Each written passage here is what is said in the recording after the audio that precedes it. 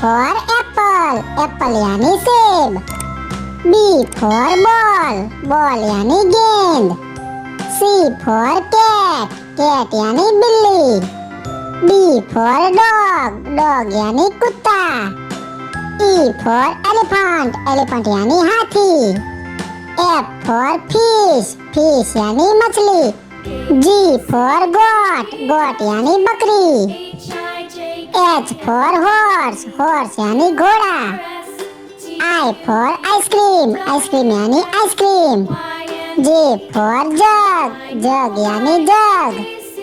K for kite, kite यानी पतंग। L for lion, lion यानी शेर। M for monkey, monkey यानी बंदर। N for nest, nest यानी घोंसला। O for orange, orange यानी संतरा। P for parrot, parrot यानी तोता। Q for queen, queen यानी रानी।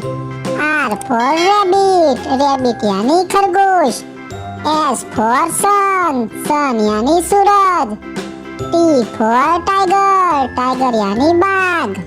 U for umbrella, umbrella यानी छाता। V for van, van यानी van. W for watermelon, watermelon यानी तरबूज।